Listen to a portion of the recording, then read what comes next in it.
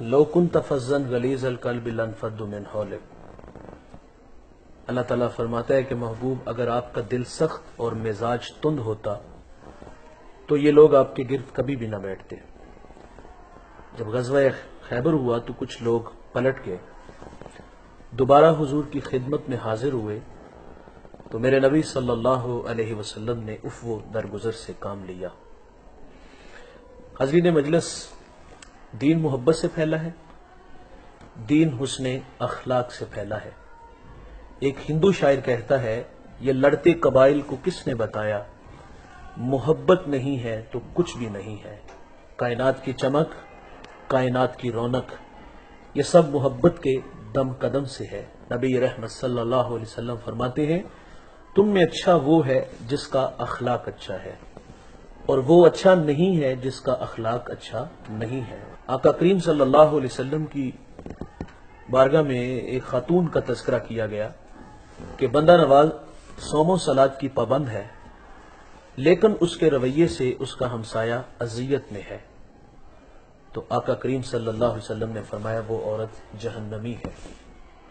آقا فرماتے ہیں، گھر خریدنے سے پہلے ہمسایہ اور سفر کرنے سے پہلے ہم سفر دیکھ لیا کرو۔ اگر ہمسائے اچھے نہ ملے تو زندگی عذاب ہو جاتی ہے۔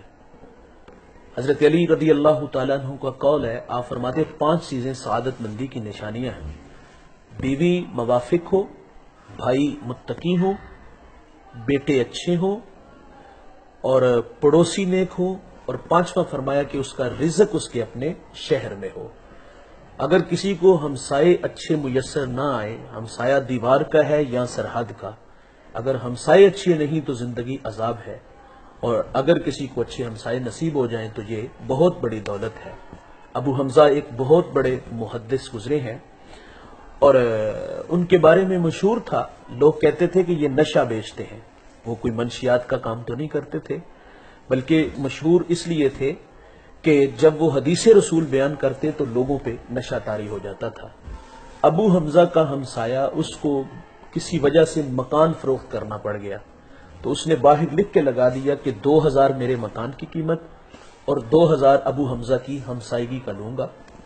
تو صاحبوں، لوگوں کی ایک لمبی لائن لگ گئی تھی 4000 دینار دینے کے لیے، اور جب ابو حمزہ کو پتا چلا کہ میرا ہمسایہ مکان فروخت کر رہا ہے اور 4000 اس نے اس کا ریٹ لگایا ہے، تو آپ نے اپنے ملازم کو، خادم کو 4000 درہم دیے اور کہا جلدی جاؤ اور یہ میرے ہمسائے کو دے آؤ، اور اسے کہنا کہ یہ تو ویسے ہی رکھ لے لیکن مجھے چھوڑ کے نہ جانا۔